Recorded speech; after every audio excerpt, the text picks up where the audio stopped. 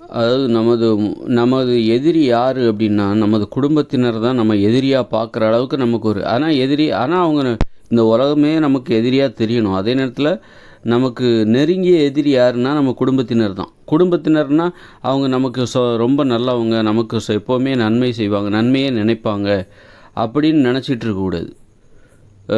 நமக்கு எதிரி வெளியில் தான் இருக்காங்க அப்படின்னு நினைக்கக்கூடாது. நமது குடும்பத்தினராக இருக்கலாம், அல்லது ஒரு அம்மா அப்பா கூட நீங்கள் ஒரு எதிரியாக பார்க்கணும். ஒரு அம்மா அப்பாவுக்குள்ளே உன்னுடைய எதிரி ஒரு உன்னுடைய அம்மா அப்பாவுக்குள்ளே இருக்கிறாங்க அப்படிங்கிறத நீ பார்க்கணும். ஏன்னா நீ ஏதாவது நீ நல்லா வாழ்க்கையில் நல்லா இல்லைன்னா உன்னை வீட்டை விட்டு துரத்துகிற ஆளாக கூட அவங்க மாறுவாங்க. அவங்களுக்குள்ளே அப்படி ஒரு ஆள் இருக்கிறாங்க.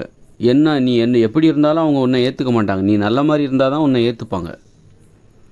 நீ ஒரு தகுதி இல்லாத ஒரு ஆளாக மாறும்போது உன்னை வீட்டை விட்டே அவங்க துரத்திடுவாங்க.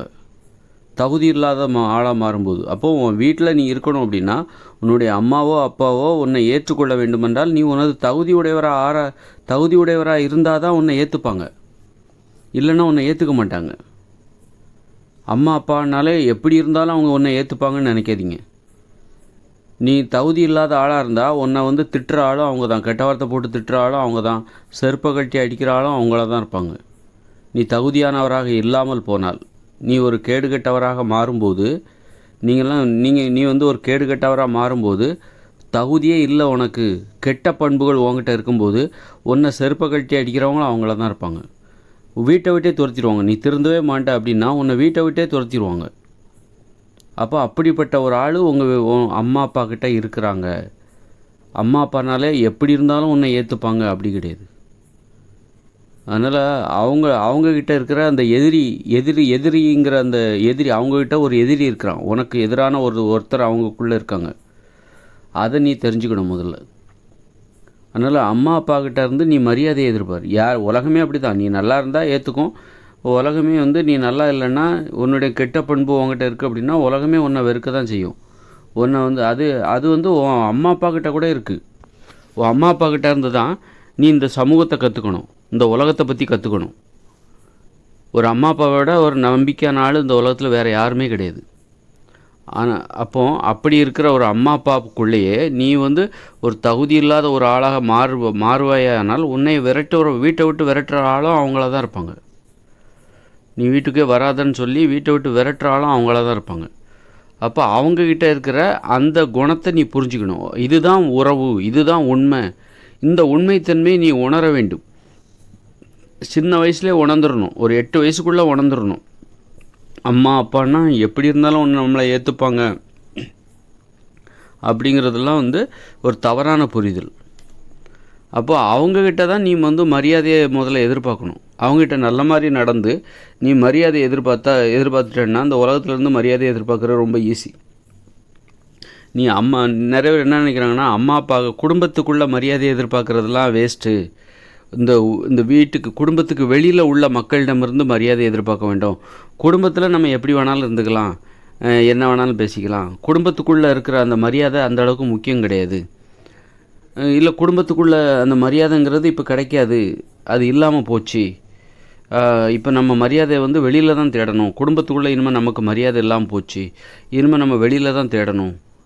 மரியாதைங்கிறது நம்ம வெளியில் உள்ளவங்க தான் மதிப்பாங்க நம்மளை, குடும்பத்தில் உள்ளவங்க இனிமேல் நம்மளை மதிக்க மாட்டாங்க அப்படிங்கிற மாதிரியான புரிதலோடலாம் சிலர் இருப்பாங்க. ஏன்னா குடும்ப சூழ்நிலை அப்படி இருக்கும்.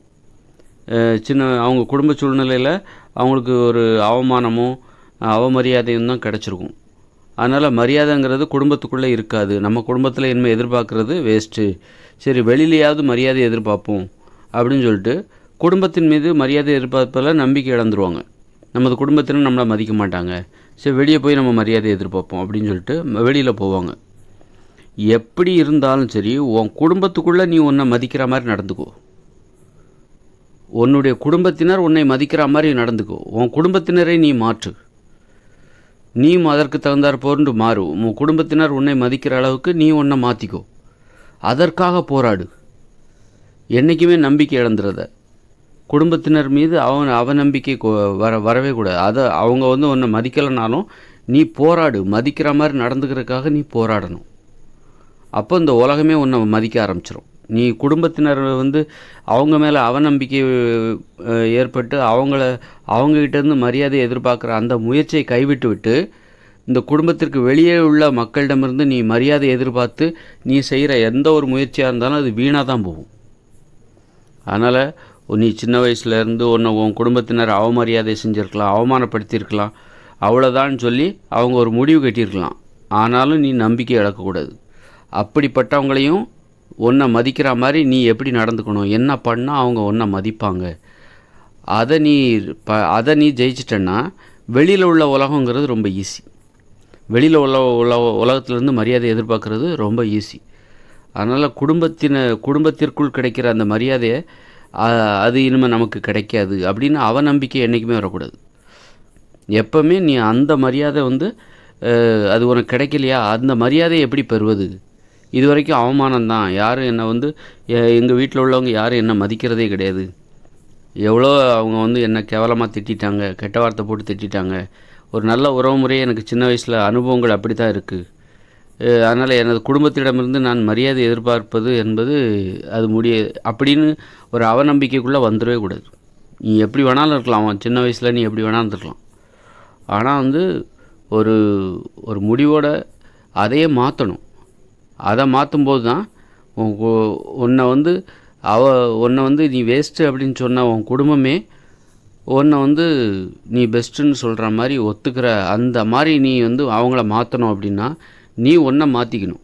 ஒன்றை மாற்றிக்க போராடி நீ ஜெயிச்சிட்டன்னா உன் குடும்பத்தினரிடமிருந்து அந்த மரியாதை என்பது அதுதான் அந்த தொடக்கம், மரியாதையின் தொடக்கம். ஒருவருக்கு கிடைக்கிற புகழ்ச்சியின் தொடக்கம் குடும்பத்திலிருந்து தான் ஆரம்பிக்குது. ஒருவருக்கு கிடைக்கிற மரியாதையும் புகழும் அதோட தொடர்ச்சி என்பது குடும்பத்திலிருந்து தான் ஆரம்பிக்குது.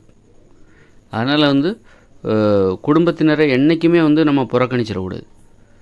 இப்போ பாருங்கள், ஏன்னா அப்படிப்பட்ட குடும்ப உறவுகளிடமிருந்து நிறைய அவநம்பிக்கையோடு இருப்பாங்க, வெறுத்து ஒதுக்குவாங்க. பாருங்கள், பெற்றோர்களை வந்து முதியோர் இல்லத்தில் கொண்டு சேர்க்குறாங்க பாருங்கள். அது ஒரு அவநம்பிக்கையோட வெளிப்பாடு, குடும்ப உறவுகள் மீது உள்ள அந்த அவநம்பிக்கையோட வெளிப்பாடு தான். அப்படிலாம் இல்லாமல் ஒரு குடும்ப உறவுகளிலிருந்து தான் உனது மரியாதை ஆரம்பிக்கிறது என்பதை தெரிந்து கொள்ள வேண்டும். அதோட தொடர்ச்சி தான், குடும்ப உறவுகளை கடந்து தான் நீ வந்து இந்த வெளியில் உள்ள உறவுகளை சந்திக்க வேண்டும். இதோட தொடர்ச்சி தான், குடும்ப உறவுகளின் தொடர்ச்சி தான்.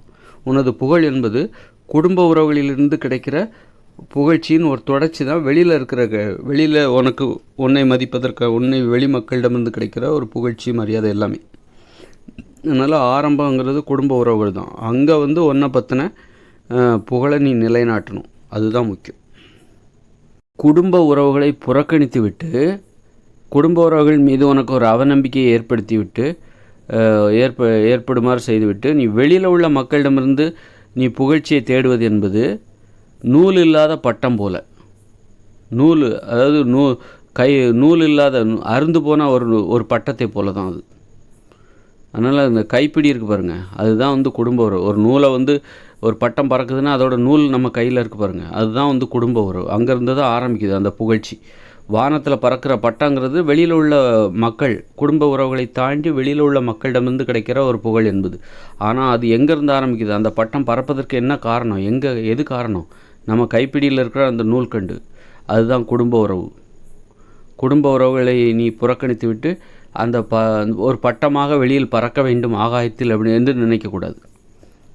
குடும்ப உறவுகளான அந்த நூல்கண்டு கைப்பிடியில் அதை நூலை அறுத்து விட்டுட்டு அந்த பட்டம் ஆகாயத்தில் பறக்கணும்னு நினச்சா அது வந்து பறக்காது என்பதை புரிந்து கொள்ள வேண்டும்.